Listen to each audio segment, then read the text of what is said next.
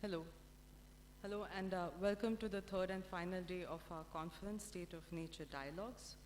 We will begin with today's keynote very shortly. Today's keynote is by Professor T.J. Demos.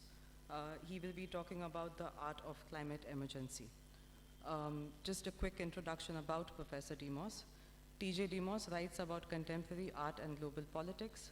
He's professor in the Department of History of Art and Visual Culture at University of California, Santa Cruz, and the founding director of its Center for Creative Ecologies.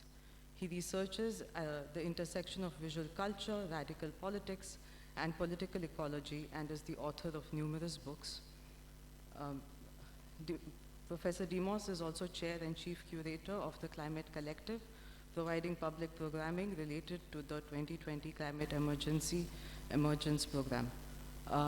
So the thing is, since he is based in the west coast of the US, we'll be showing a recording of his keynote. So have a good day. Thank you. We're told repeatedly that we're in a climate emergency. But what, and more importantly, whose is it? If you Google the term, you'll get nearly 6 million hits. The top one is by the United Nations Environmental Program, which defines climate emergency by referencing the work of the Intergovernmental Panel on Climate Change, the IPCC, which says climate change is real and human activities are the main cause. They go on to state that owing to greenhouse gas emissions, global temperatures have been rising since the Industrial Revolution, causing heat waves, droughts, flooding, winter storms, hurricanes, and wildfires, requiring urgent action to curb emissions in order to limit warming to 1.5 degrees Celsius above pre-industrial levels. Second on the Google list is an article by the Scientific American titled, "We Are Living in a Climate Emergency, and We're Going to Say So."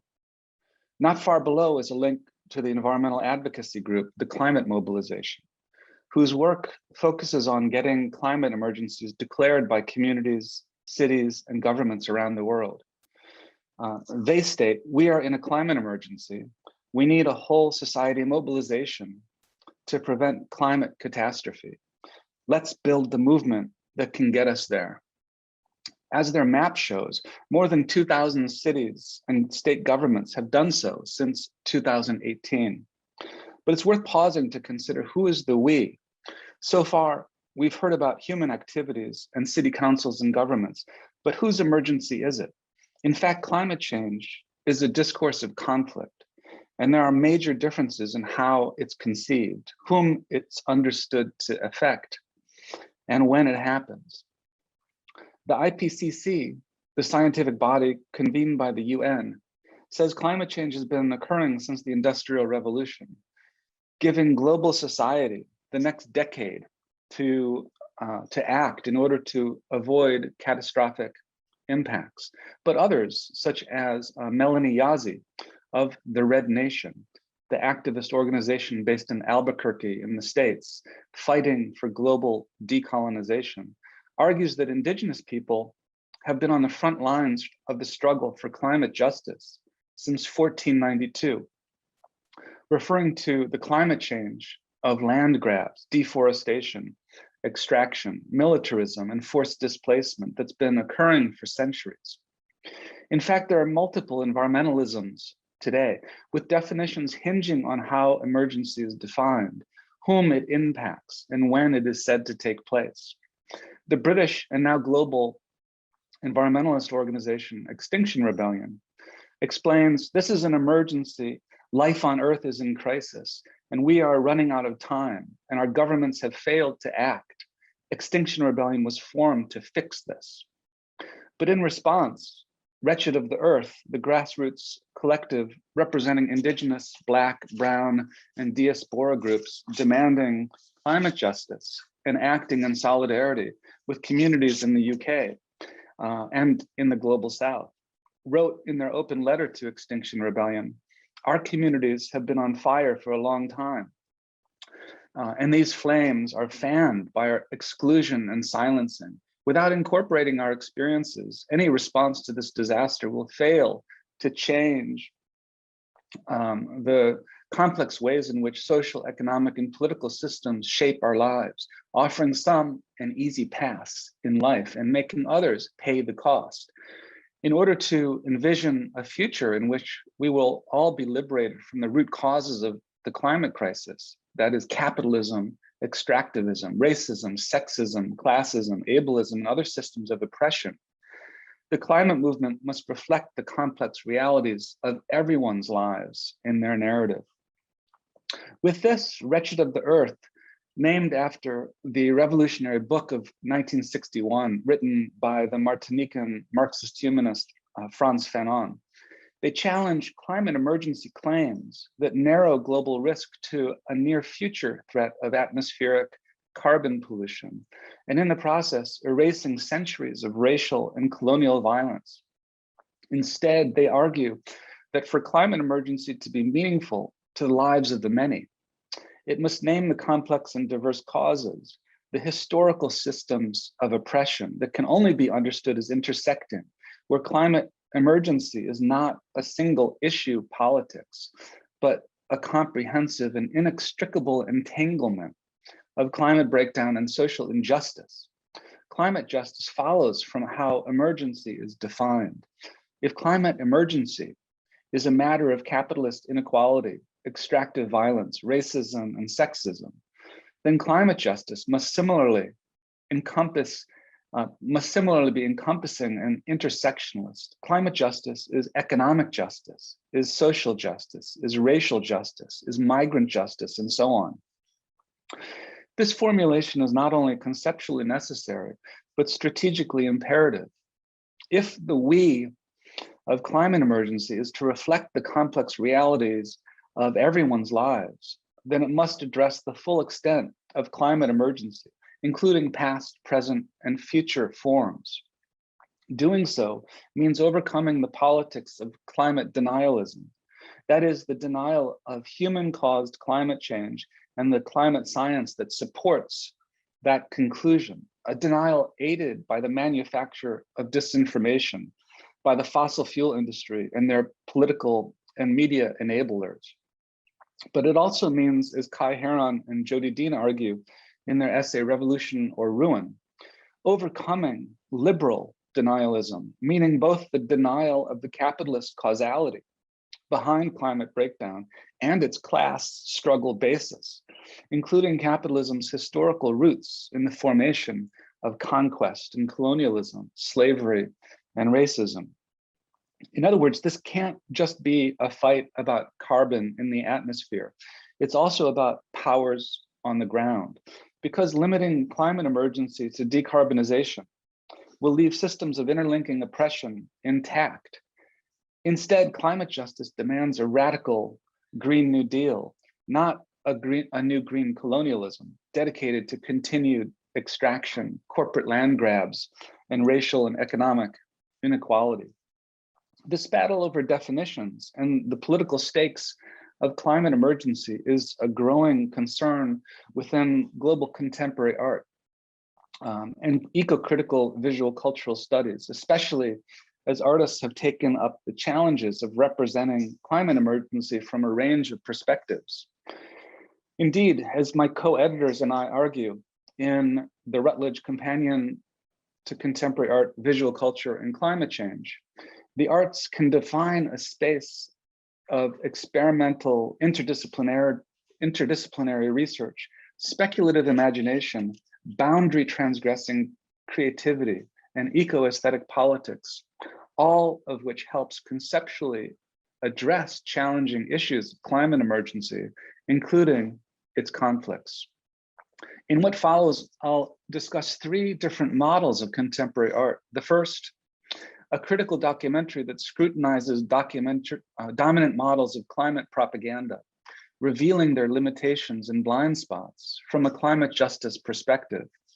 The second, a forensic architecture project that investigates the ways in which the racism of plantation slavery in the southern United States has transformed into environmental injustice in the recent years of petrochemical industry, polluting African-American communities and erasing heritage cemeteries.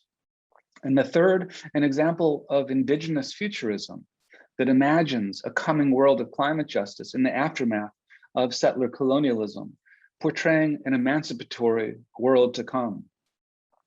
As these examples show, critical and creative aesthetic engagements straddle diverse fields of practice, including intervening in representational systems to help reconceptualize climate justice, provide juridico-political activism, perform radical historical research to reframe the present, and practice decolonial filmmaking and speculative futurism, all to invent worlds to come very different from the extractive present of racial colonial capitalism and its broadly conceived climate emergency.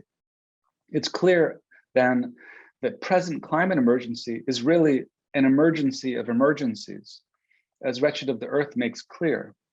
In many ways, these practitioners also increasingly converge with social movements fed up with electoral inertia, owing to the compromised status of our governmental politics, corrupted by corporate interests, leading our electeds to pledge fidelity to the donor class of wealthy corporate elites instead of their constituencies.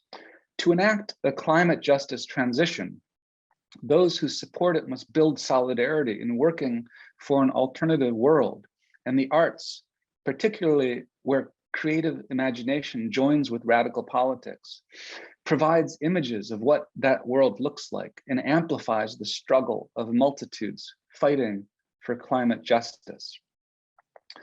What do we call climate science when it merges with politics? Climate propaganda. For the Dutch artist Jonas Staal, propaganda designates the performance of power, and in particular, the narrative power of aesthetic presentations capable of visualizing, staging, and performing the new realities of that propaganda brings about. Climate propagandas go further in drawing nature, culture, and power into strategic alignment. As an extension of his artistic research practice, focusing broadly on the intersection of ecology, media, and politics, Stahl's video entitled Climate Propagandas from 2020 comprises a pedagogical meta-documentary. Meta, insofar as it subjects other documentary propagandas or dominant knowledge systems to critical scrutiny, which aids in our ability to discern competing approaches to climate emergency today. Specifically, it helps explain 4 dominant varieties of climate propaganda, which Stahl summarizes in his description for the video. While liberal climate propaganda argues that ecological collapse is the responsibility of human individuals rather than extractive corporations, libertarian climate propaganda considers the climate breakdown as a new resource for geomarkets and interplanetary colonization. And while conspiracist climate propaganda claims climate change is nothing but a hoax to enforce population control, eco-fascist climate propaganda takes it as an opportunity to double down on the question who in ecosystem collapse has the racial right to survive and who does not. The video visualizes and punctuates each type, adding visual frames that categorize the footage, which includes shots of post-disaster Chernobyl, diverse natural landscapes, and clips of the reactionary political protests of anti-vaxxers, QAnon, flat earthers, and Stop 5G protesters. All the while, an unseen narrator discusses each of their characteristics. By providing a structural analysis of dominant environmental politics, the video makes it easier to recognize and criticize specific manifestations wherever they might appear today. In Varieties of Environmentalism, their path-breaking book of 1997, Ramachandra Gua and Joan Martinez Allier usefully map conflicting understandings of environmental politics between the global North and South, including critical debates that took place at the 1992 United Nations Conference on Environment and Development, otherwise known as the Rio Earth Summit. Their debates pitted what Goethe and Martinez-Allier term the ecology of affluence, associated with practices of wilderness protection, environmental conservation, and individual recycling responsibility, which reflect privileged forms of naturalism against the environmentalism of the poor, characterizing the emergent justice-based concerns over socio-environmental inequalities in extractive zones, corporate land grabs, indigenous dispossession, and urban toxicity, which disproportionately affect communities of color and characterize inequities within and between nations in the aftermath and reemergence of colonialism. These competing stakes remain evident still today, best characterized by the split between, on the one hand, green capitalism, stressing individual ethical consumerism, technofixes, geoengineering, and market-based mechanisms to facilitate decarbonization. And on the other hand, climate justice, emphasizing the necessary connection between ecology, politics, and social equity. Stahl's video provides a much-needed update, describing further splits within the ecology of affluence. His video shows that representation prefigures solution. Just how one understands climate emergency predetermines what approaches one prioritizes in addressing it. What becomes clear is that in both analysis and remedy, each of the four dominant climate propagandas is ultimately either deeply inadequate or completely inequitable and even dangerous.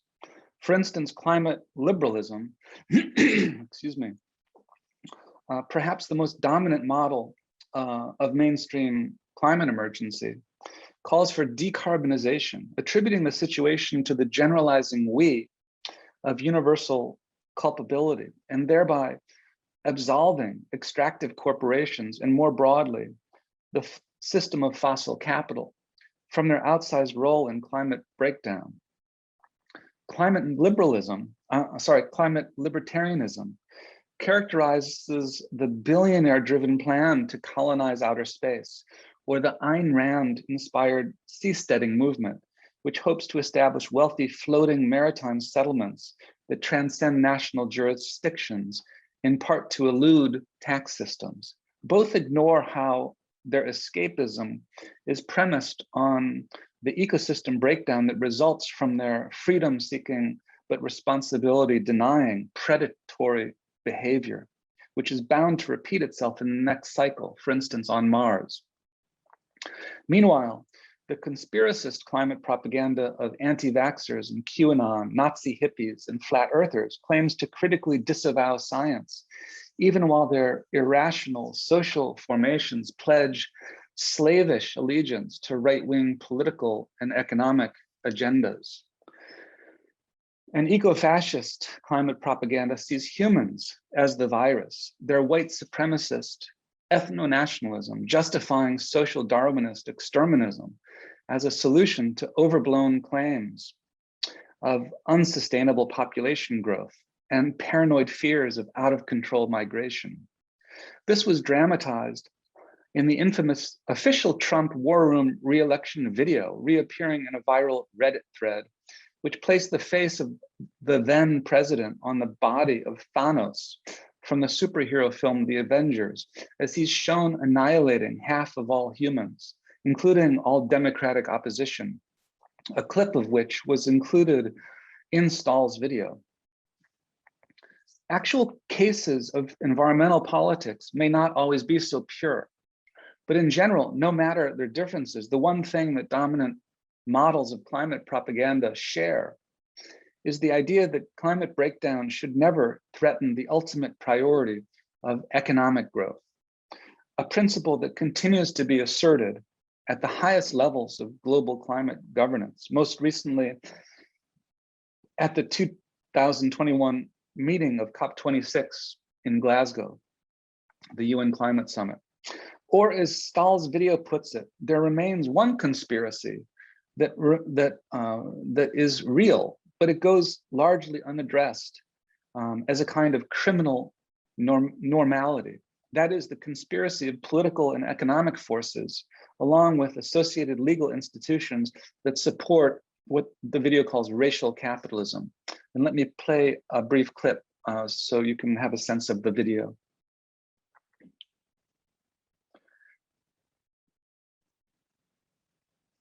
That is not to say that there are no conspiracies.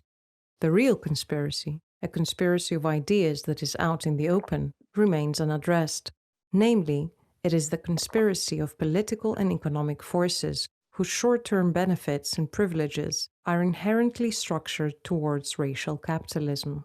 It is a conspiracy translated into the primacy of private property as it functions within the legal and political apparatus. The change of climate could be our opportunity to transform this bare conspiracy, which maintains our criminal normality, yet the conspiracists propagate the anti-globe of the alt-world instead. This is where Stahl's video pinpoints the ultimate cause behind climate breakdown, where emergency is simultaneously an economic opportunity, a social program, and a long-standing political project. As a key term within the Black radical tradition in the US, stretching from such revolutionary figures as Frederick Douglass and W.B. Du Bois to Angela Davis and Bell Hooks, racial capitalism is usefully summarized by Sharice Burden-Stelly as a racially hierarchical political economy constituting war and militarism, imperialist accumulation, expropriation by domination, and labor super exploitation, one that has long dominated Euro-American modernity and informs current global arrangements. In fact, some environmental justice activists argue, rightly in my view, that climate change is best understood not through the lens of the Anthropocene, which in ascribing ecological transformation to generalized human activities tends to obscure relations of racialized and socio-political inequality in its understanding of the current geological epoch. Rather, the more encompassing analytic is the racial Capitalism, which for the writer Françoise Vergès will help us understand that climate change is not about human hubris, but the result of the long history of colonialism and racial capitalism and its Promethean thinking, that the idea that man can invent a mechanical, technical solution to any problem. In the last section of Stahl's video, the narrator asks, what would it mean to overcome this climate-destroying system?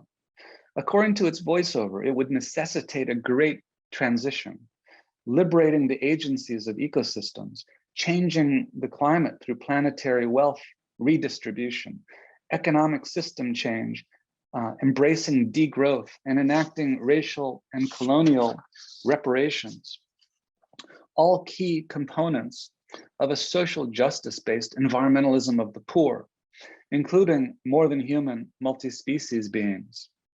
But how do we actually stop the ongoing violence of climate breakdown, driven by endless wars and the militarization of everyday life, the insatiable growth economy, fossil fuel extractivism, and socio-political authoritarianism? That is never quite addressed. Indeed, there's no easy answer here when political systems are gridlocked, when corporate greenwashing abounds, when climate governance makes endless non-binding resolutions, and when social movement protests, climate strikes, and boycotts are systematically ignored. That said, Stahl does address these challenges elsewhere, bringing the aesthetics of political critique, as we've seen in the video Climate Propagandas, to prefigurative institution building. For instance, with the Court for Intergenerational Climate Crimes of 2021, designing the project with the environmental law scholar Rada de Souza.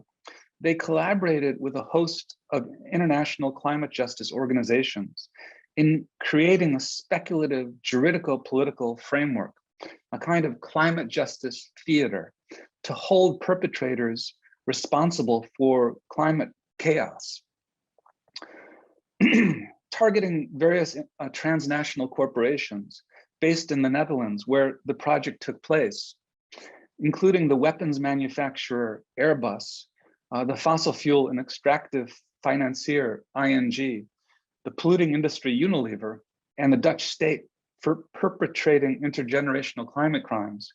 The court included citizen juries and testimonials, excuse me, from international frontline community representatives over a period of 4 months.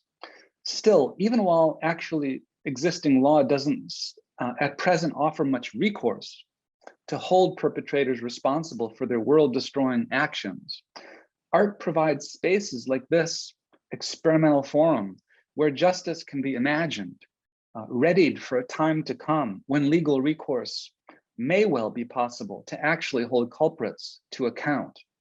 And in the meantime, it can participate in the building of social movement power to support a great transition. Another compelling project, and one that also straddles the divide between artistic practice that's also activist and climate justice legality, is Death Alley, Environmental Racism in Death Alley, Louisiana, from 2021. It's by Imani Jacqueline Brown and Forensic Architecture, which offers further insights into the environmental implications of racial capitalism. Forensic Architecture is a research agency based at Goldsmiths, University of London, that investigates human rights and environmental abuses, including violence committed by states, police forces, militaries, and corporations. They work in partnership with institutions across civil society, including grassroots activists, legal teams, and international NGOs and media organizations, carrying out investigations with and on behalf of communities and individuals affected by conflict, police brutality, border regimes, and environmental violence. With the Death Alley project, Forensic Architecture's researcher and artist, Imani Jacqueline Brown, originally from Louisiana in the States, focuses on the petrochemical corridor along the Mississippi River in Louisiana, between Baton Rouge and New Orleans, where hundreds of industrial plants are based, and which is usefully diagrammed in this map by Kate Orff as part of her and Richard Misrach's Petrochemical America project. These industrial plants discharge their noxious effluents and gases directly into the Mississippi River and the sky, as indicated in Forensic Architecture's heat map of carcinogenic atmospheric particulate matter. And their project demonstrates through intense cartographic research, most of them are built upon the former grounds of slaveholding plantations where cotton and sugar were grown, processed, and marketed during the 18th and 19th centuries. Some of those affected by current air pollution are in fact descended from the formerly enslaved, and some of their plantation era cemeteries still exist if they haven't already been displaced and built over by petrochemical infrastructure, as we hear in this clip from the video. Our simulation illustrates the truism that toxic air doesn't obey political borders. And it captures a vision of the future. If local residents can't stop the construction of 2 new facilities on either side of Welcome. Formosa Plastics would saturate Welcome with high concentrations of ethylene oxide, well above the standards set by the EPA's acceptable threshold for cancer risk. Louisiana's air quality standards are among the lowest in the nation.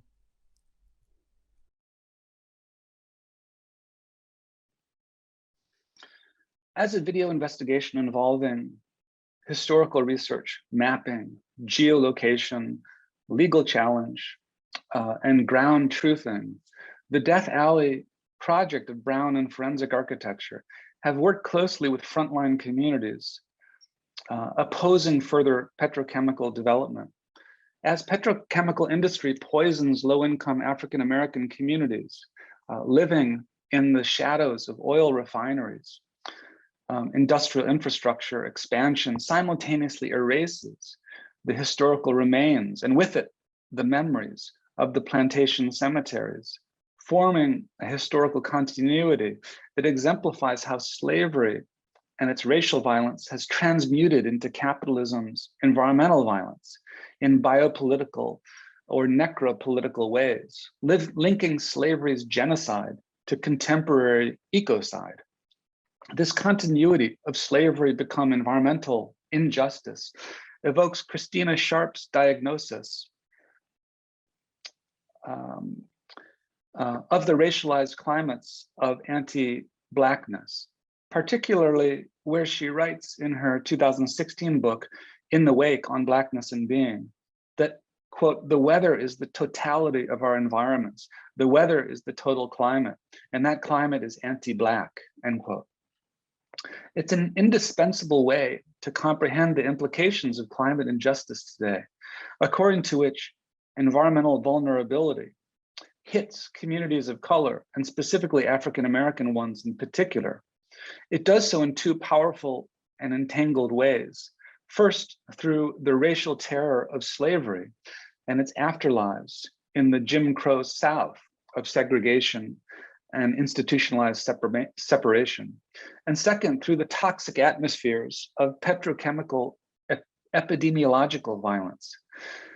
Racialized inequality is translated into environmental injustice, as we also learn from activist scholars like Robert Bullard, who point out that African-American communities are situated disproportionately near toxic waste sites, hazardous landfills, and polluting industry, all of which renders the Black Lives Matter slogan, I can't breathe, multiply meaningful, implying the human cost of inhaling lethal emissions, the adversity of livability within conditions of social inequality, the challenge of moving elsewhere, and the profound difficulty of opposing multinational corporations owing to economic hardship, and the prevalence of over-policing and mass incarceration, where slavery goes by another name.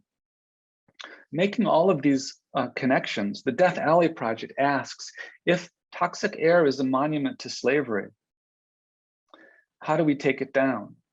To answer this question, Brown and Forensic Architecture have worked with grassroots communities and organizers, including with Rise St. James, to locate and protect the sacred groves that identified the geographies of plantation-era cemeteries.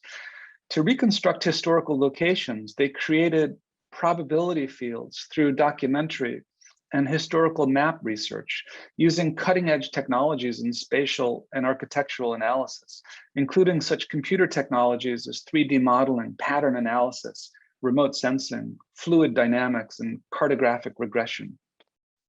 Once the groves containing cemeteries are located, they can be documented and registered, preventing further desecration. African-American heritage sites can be recovered, restoring collective memory in the antebellum South, otherwise given over to romanticizing and whitewashing the tourist industry's focus on the plantation's big houses.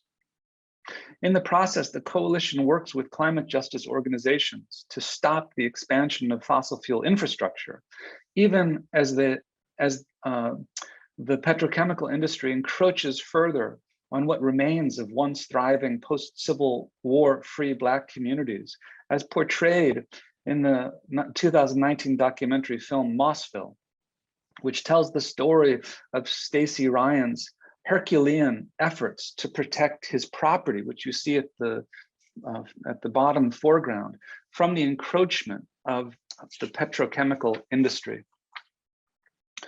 The Death Alley Project shows the inextricable connections between racial justice struggles and environmental justice struggles, where climate emergency is simultaneously an emergency of historical social violence that continues into the present.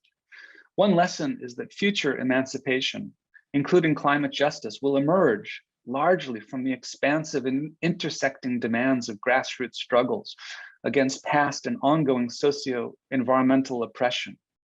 As Forensic Architecture notes, today this demand is building into a broader vision of justice, reparations for centuries of racist violence, the repair of the environment, jobs that sustain their communities and their health, a moratorium on industrial development, and agency over how their land is stewarded. Moreover, they demand a fundamental revision of the concept of historical preservation toward a recognition of Black communities, ancestral sites, and our wider ecologies as inextricably valuable, indivisible, and worthy of protection. So as we've seen, artists like Jonas Stahl and Imani Jacqueline Brown demonstrate with their work the significance of developing a political analysis of present and historical conditions in order to facilitate a future horizon of radical emancipation and justice, which can in turn inspire collaborations with movement building struggles in order to overcome the economic, social, and political barriers in reaching future goals. Stahl's climate propagandas ends with speculations about a just future, one that requires planetary wealth redistribution, smart degrowth, colonial reparations, and the liberation of more than human agencies and ecosystems, what might be understood as a Green New Deal or a Great Transition, in addition to holding perpetrators of climate crimes responsible for their actions, which he addresses with the Court for Intergenerational Climate Crimes. And Brown's Death Alley project draws on forensic procedures to locate the sacred groves of former slave plantations in the midst of polluting petrochemical industry in order to empower present African-American communities struggling for a future of racial justice and environmental well-being for all. These projects both show that it's essential to not simply focus on reparations for past injustice within the world as we know it, but to also imagine radical horizons for future liberation. That's exactly what Thurza Jean Cuthand's short video Reclamation from 2018 offers, a speculative vision of a post-colonial future, which draws on the creative imagination of indigenous futurism, merged with climate justice and thinking beyond the colonial capitalism of the past and present. Reclamation tells the story of a near future world that, according to its premise, comes after the recent departure of white colonial settlers for Mars in ways that resonate with our present fashion of billionaire space ventures by the likes of Elon Musk and Jeff Bezos, with the goal of colonizing outer space and eventually establishing human settlements on the red planet. But rather than fantasize about these kinds of settler colonial futures, or dwelling on the dystopian fears they often inspire within mainstream Hollywood cinema and sci-fi literature, which can also make for some great storytelling, Cuthand's video attends to the broken earth left behind in such scenarios, an earth nearly destroyed by centuries of extractive violence, mindless consumerism, ecocidal warfare, violent policing, fossil fuel modernity, and industrial pollution. It's that nearly dead planet that, in her tale, is left to indigenous survivors who, finally liberated from colonial domination, set to work to repair and reclaim their home. As a kind of documentary of the future, the video presents a few survivors of this time to come who talk about what life is like as they're freed not only from widespread environmental destruction, but also from colonial social oppression, the meaninglessness and waste of consumerism, the detachment from nature owing to screen-based technology and social media, and the subjugating social codes experienced as dispiriting queerphobia, heteronormativity, and anti-indigenous racism. You can't Google life, one of the characters explains, as they describe how the settler colonial exodus has inadvertently gifted a natural world to reconnect to through environmental cleanups and gardening to grow food, while the responsibilities of living such as childcare are collectivized within a post-money, post-capitalist economy. I was scared that they had done so much to this planet that there'd be no way for us to fix it.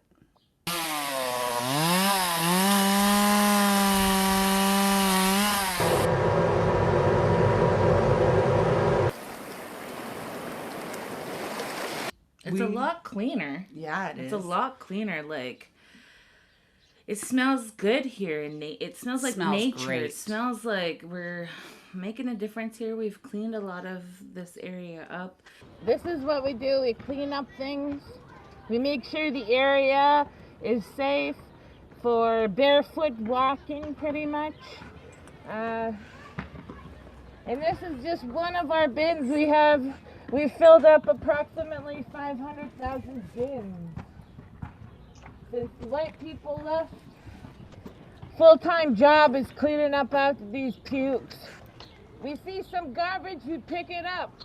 That's what everybody does around here. As a cinematic portal to an emancipated future, the video's Indigenous survivors tell stories of their reality, describing an emancipated world to come. That world is a climate justice future, one defined by systemic global decarbonization amidst a radical decolonial horizon of returning land to Indigenous folks, fulfilling current land back demands. It's a world defined by the realization of Indigenous sovereignty, queer social justice, and ecological sustainability, all based on the collective values of ecosystem caretaking, post-anthropocentrism, and communalist social welfare, ideas expressed in current decolonial politics. In recent years, Indigenous activists working, for instance, within the Red Nation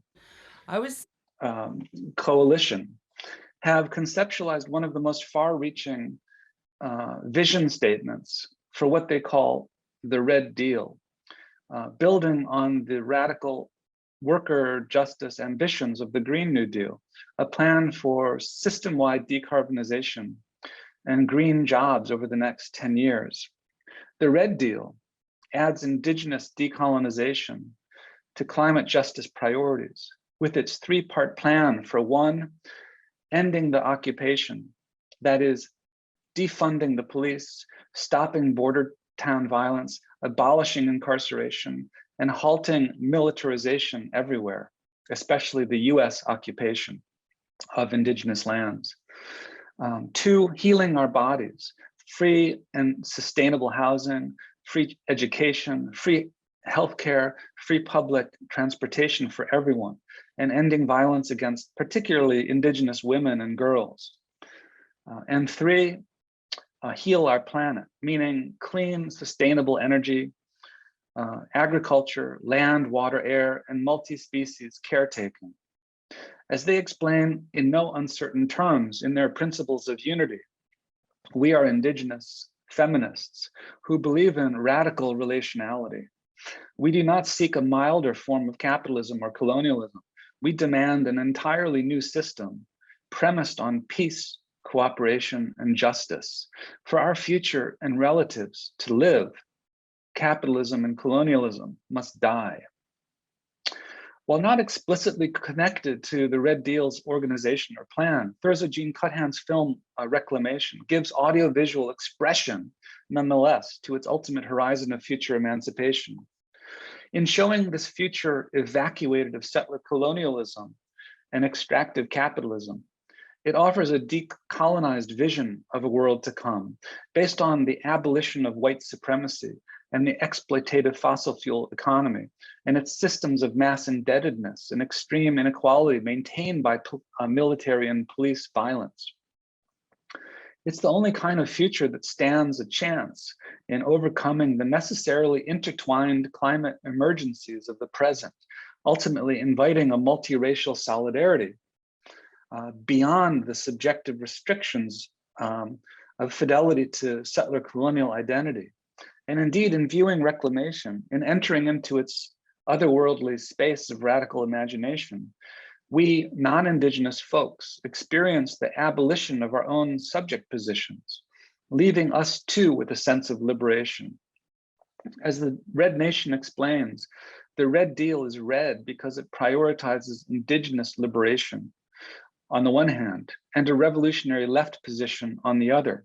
It's simultaneously particular and universal because Indigenous liberation is for everybody. These pieces by Jonas Stahl Imani Jacqueline Brown, and Forensic Architecture, and Thurza Jean Cuthand, say a lot about climate justice, defined by the Climate Justice Alliance as climate action that's inextricable from and best addressed through social, racial, economic, and environmental justice. That basically describes eco-socialism, a political project dedicated to equity, justice, and multi-species flourishing beyond racial and colonial capitalism. As such, many eco-socialists argue, for instance, those of the Democratic Socialists of America, that there can be no meaningful social justice and therefore no climate justice within the dominant economic framework of capitalism.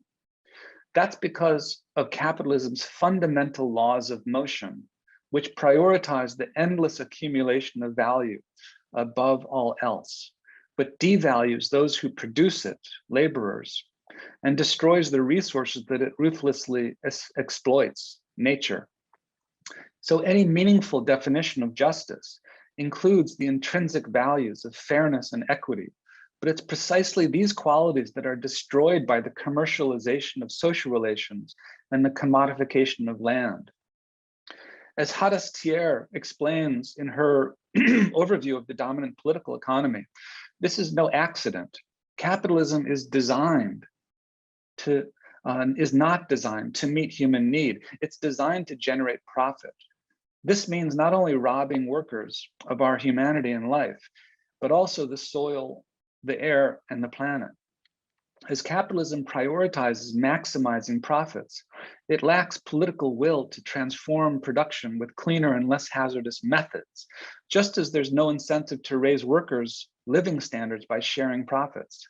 As Marx explained a century and a half ago, under capitalism, nature becomes purely an object for humankind, purely a matter of utility, ceases to be recognized as a power for itself.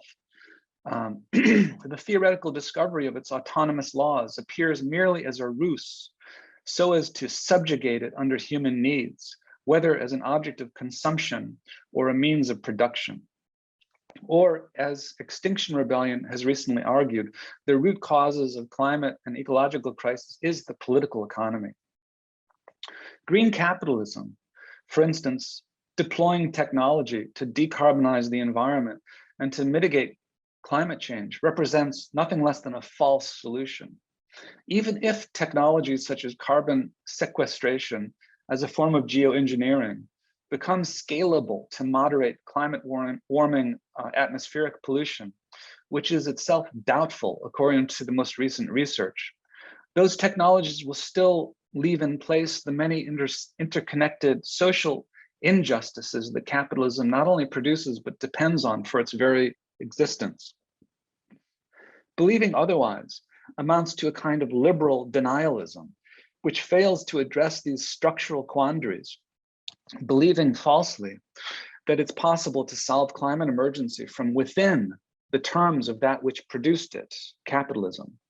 This is true of the most recent IPCC report released in 2021, which, even as it intensifies its climate warnings, commits what the Zedkin Collective terms implicatory climate denial.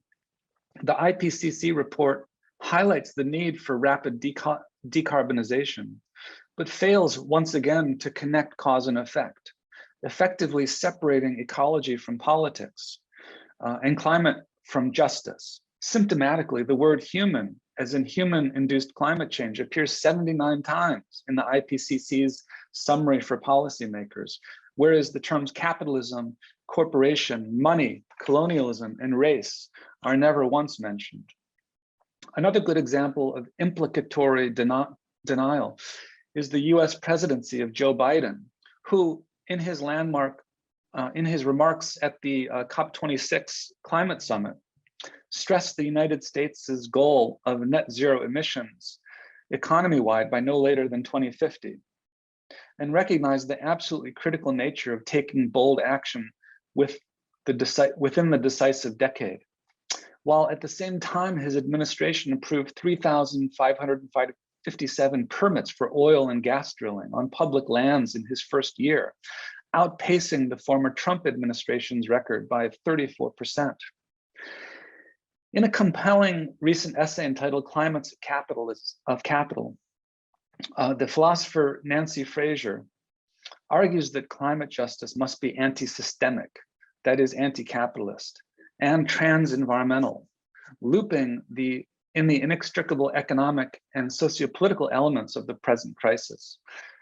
Trans-environmental concerns for her include livelihood insecurity and denial of labor rights, public disinvestment from social reproduction and chronic undervaluation of care work, ethno-racial imperial oppression, and gender and sex domination, dispossession, expulsion and exclusion of migrants, militarization, political authoritarianism, and police brutality.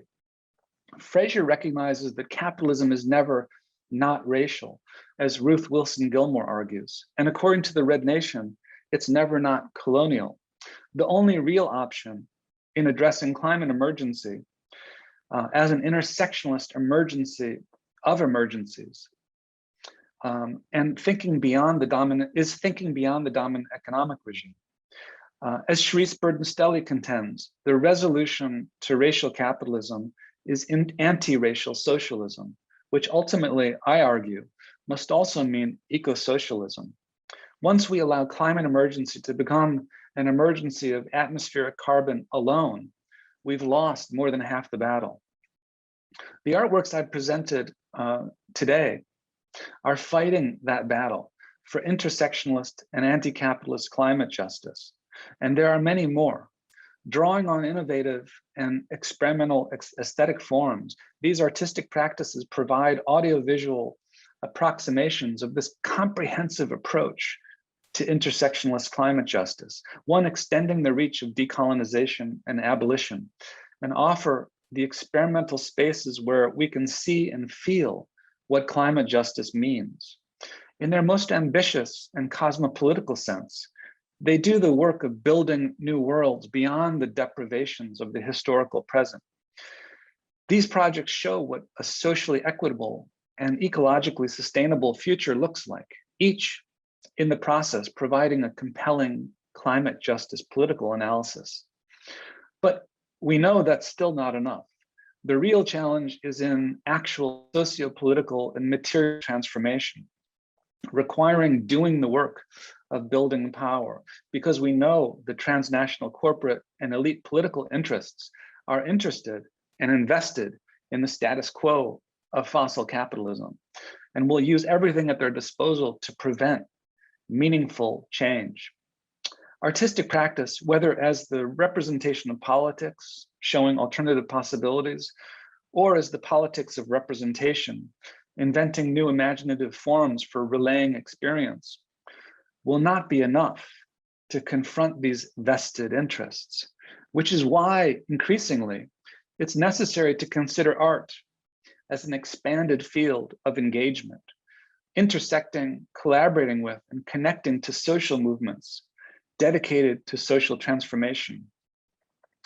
Whether it's the climate justice organizations that Jonas Stahl connects to with the Court for Intergenerational Climate Crimes, or the decolonial indigenous politics that Thurza Jean Cuthan animates, and which aligns with the struggles of the Red Nation and Idle No More, or the Black Lives Matter framework of racial justice and grassroots environmental justice struggles that infuses Imani Jacqueline Brown's and Forensic Architecture's Death Alley project.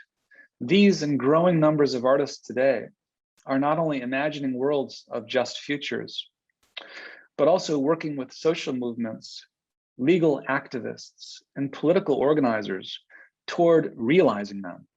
As Cuthan's reclamation shows, we have little to lose: a polluted planet of colonial violence, racial oppression, and the impoverishment of the many, but a world to win. Thank you.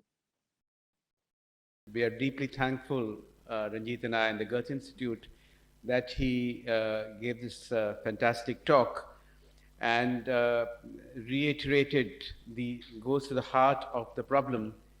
And to me, as I was listening to him, as I have in the past as well, engaged with TJ quite often, it reminded us that we need to look beyond the smoothness of surfaces to find out what's really happening beneath.